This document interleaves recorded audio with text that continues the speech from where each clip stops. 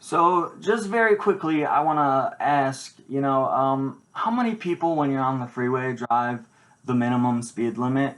Um, you know, how many people think that when you're at school, you should put in the minimum effort needed? Um, and how often do we hear Republicans say that poor people should do more, work harder, don't do the minimum, show initiative, um, pull yourself up by your bootstraps.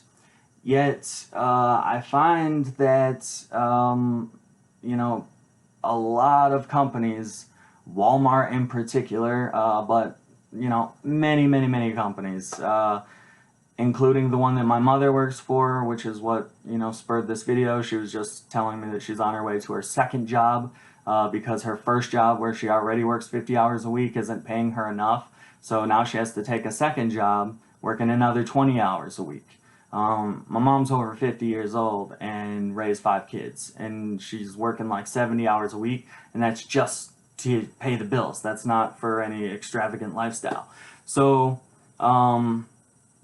this idea that poor people are poor because they're lazy is just not accurate. So getting back to my original question, how many people think that doing the minimum is okay? It's not. The minimum wage is the minimum by law. That shouldn't be the wage, that's the minimum wage. So if you're paying your employees the bare minimum wage, which by the way is nowhere near what it should be, then you are an irresponsible company, and I'm putting you on notice that I'm running for the House of Representatives, and when I win, I'm coming after you because you need to pay your employees properly. When you pay your employees properly, not only does it give them a sense of meaning and dignity, but it also makes it so that they don't have to rely on social assistance programs like food stamps or Medicaid or Section 8 because they're actually earning enough money that they can pay for those things on their own. And when they're earning enough money, that they're able to pay for those things on their own, then they're also paying taxes. So it's contributing into the system. So not only do we not lose money to pay for this person's,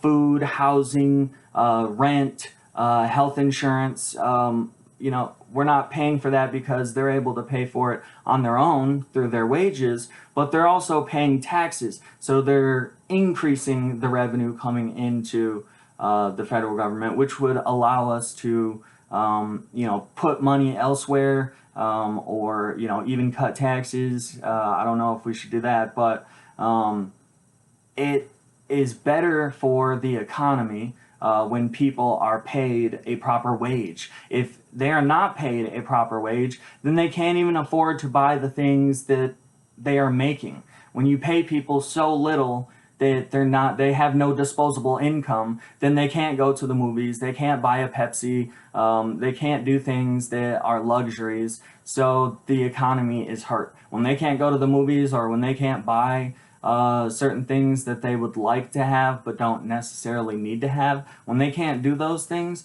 then that hurts jobs. Less people going to the movies means less people working at concession stands, less ticket taker people. So it's all connected. So we need to stop accepting employers that are paying people slave wages, because ultimately, we, the taxpayer, have to make up for that by paying for their health care, paying for their food, paying for their housing, whatever it is. Those needs are going to need to be met. So if you're paying someone so little that they're working 40 hours a week but still considered in poverty and qualify for these programs, then basically, in my opinion, you're stealing from those individuals. You are stealing their labor. So I intend to advocate vigorously for profit sharing. So those employees who are working at Dollar General or McDonald's or Walmart or wherever,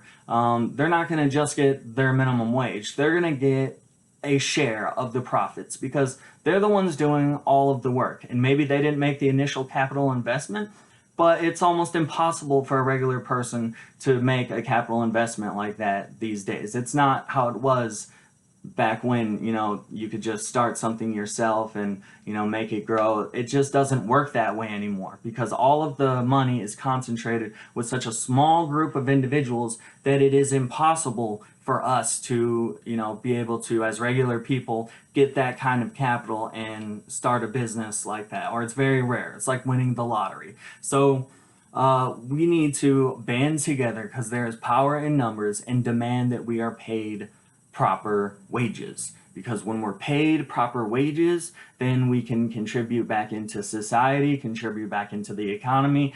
We're better, happier workers, so it's better for the employer. And we need to stop accepting that employers should get every single cent that they possibly can.